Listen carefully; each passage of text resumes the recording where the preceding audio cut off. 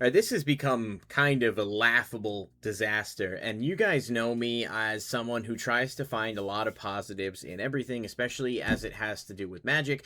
I often talk about how I get excited with a lot of new things, new reveals, and all of that jazz, and Secret Lairs are part of that. I think Secret Lair is a really cool idea. I think it allows them to explore design space in a way that otherwise they may not necessarily be able to do, and so when we have, people complaining about Secret Lairs and stuff and the universes beyond and all of that, I'm like, all right, well, especially when it comes to Secret Lair, like, it's its own thing. You don't have to buy it. It's supposed to be something that's there for fun. And I've heard a lot of people complaining about the printed demand versus, limited time FOMO drops or whatever. And up until this point today, I've been of the mindset that, like, okay, it's definitely annoying and greedy, and it's something I'd like them to change, but most things are still readily available at least the same day. We saw the Secret Lair drops with the video game stuff.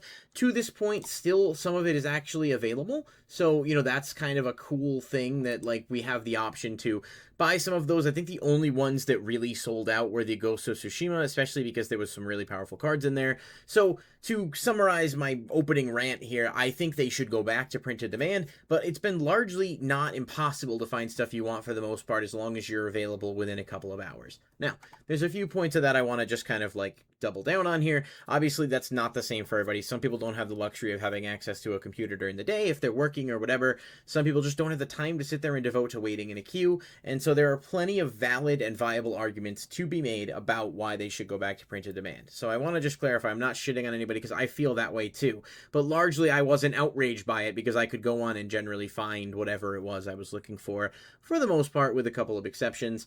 It's getting out of hand. Now, if you're not familiar with where I'm going with this and what I'm talking about, today was the release date for the Secret Lair Countdown Kit Encyclopedia of Magic. I'd hoped to make a video breaking this down from a financial perspective, but they didn't put the full reveals out until this morning. I just didn't have a chance to get to it. That's, just the nature of this sometimes. But there's 26 cards in here, individually wrapped, one for every letter of the alphabet, and evidently some of them do have the ability to come foil as well, which is kind of cool. I think they did do this with the last Secret Lair Countdown Kit, which was 30th anniversary. You could get foil variants of stuff, and this one actually has Halo foil variants too, so a lot more in terms of chases that people can get.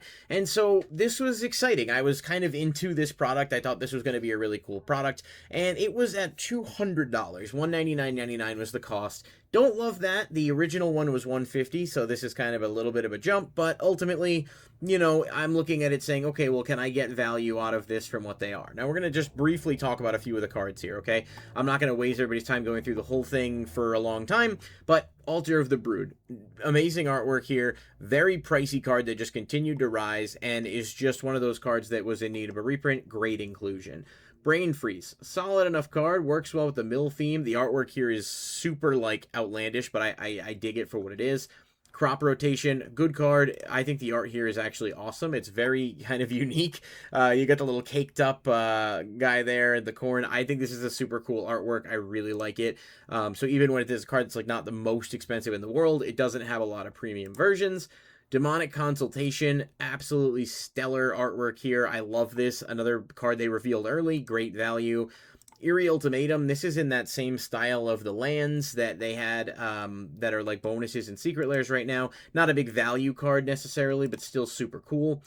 This one, Field of the Dead, this is just an absolutely unreal treatment. I think this looks so cool. I know it's a little hard to see, like, the actual cards themselves, but this is just, for me, this is an absolute incredibly cool card. And Field of the Dead is like $50 at the cheapest, and any foil premium versions of it near $100. So alone, this is making up, let's call it a quarter of the value, if not more, and this is just one of those things where I'm like, great, this is awesome. They're putting this card in here.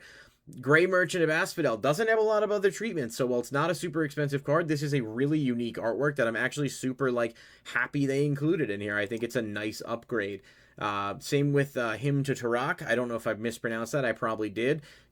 Abstract artwork, trying different things, reprinting a card that I think it's been a while since it's had reprints. I don't know anything about this one, Isochron Scepter. The artwork is kind of interesting. It seems like a decent card, so I'm going to guess that it's probably got some value. I could sit here and go through the individual, like, values of each one, but I don't think anyone needs me to do that. You've probably watched, I'm sure the professor put a video up about it. If he hasn't, check it out over at Tolarian Community College.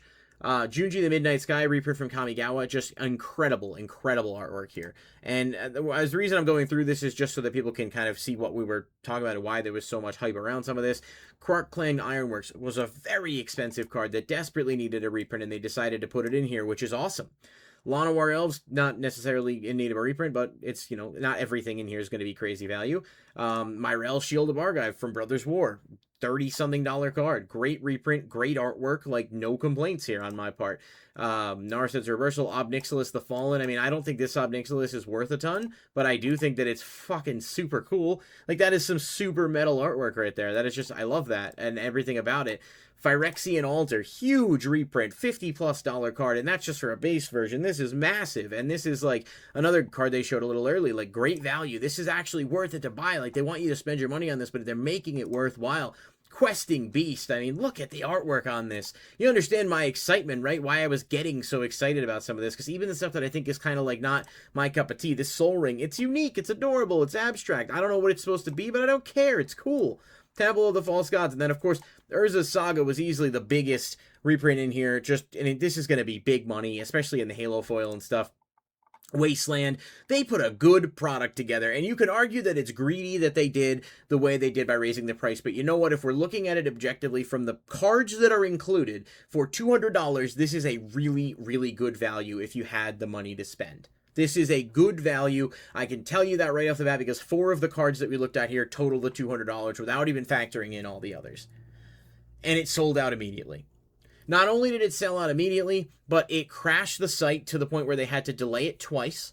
So it was initially supposed to go live at noon Eastern time. It got delayed to 12:15, and then it got delayed again to 12:45.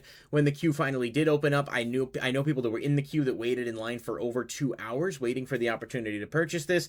When they finally got into the queue to buy it, there were people who had it in their cart going to check out, and then it said, boop, gone, it's too late, like as you're already going through that process. And the part of this that's kind of interesting is they actually had a bundle where you could buy 2 and it was $300. So you actually save $50 off. So if you and a friend went in and each got one or whatever, that bundle sold out so fast as well. And so no one really had an opportunity to get this outside of people who were either extremely lucky or had ways to kind of finagle the queue. The point of all of this and the point of going through this product to look at it like we just did is to say, this was an awesome product. I wanted to give Wizards of the Coast my money and purchase this product, as did a lot of people. Even taking into consideration the fact that they raised the price, this was a cool ass product with a lot of good value for a player and a lot of cool stuff and obviously the chance of foils and everything, but you couldn't buy it. And I think I'm finally just caving here. This secret lair FOMO thing is just crazy. And I don't know if it's just because they're able to say to shareholders, like, look, it's sold out in a few minutes. But it feels like you're leaving money on the table. Like, you don't have to make it printed demand and leave it up forever. Because I understand that Magic players are then going to complain, oh, I didn't get my secret lair for 3 months. There has to be some give and take. And there is obviously time that goes into the printing process. So we can't have both. You either need to accept the fact that you're going to have to wait a little while on some of these, or accept the fact that it's going to be, like, limited. That you're not going to get the best of both worlds in that regard.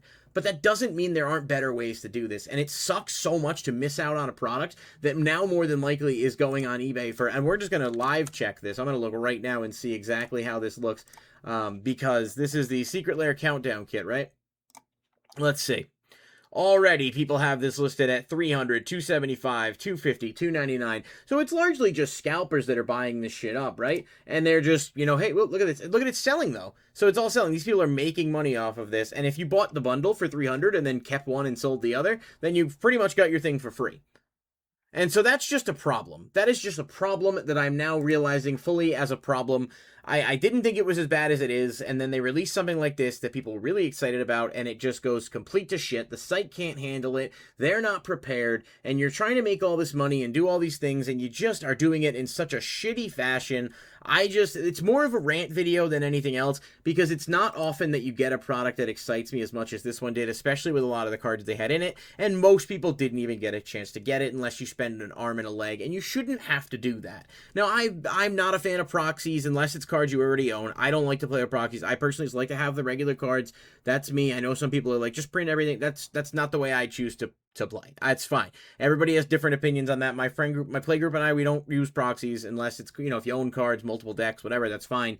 But that's just my mentality on it. But there was some stuff in here that was really good value that you could pick up and have with some super cool treatments, and most people are not going to get this opportunity, and they're actively leaving money on the table. So it doesn't make sense to me from a financial perspective because it feels like an opportunity to make more money than they did. And it doesn't make sense to me from a business perspective because it feels like you now have a lot of people upset. But then part of me, the cynical part, is going to think, well, they're going to say, look, it's sold out in 2 minutes anyway. It doesn't matter. Let's move on to the next one. So I'm probably just wasting my time screaming into the void here because I like a lot of Magic the Gathering. I like where the game is at for a lot of places. But this secret lair system clearly needs to change.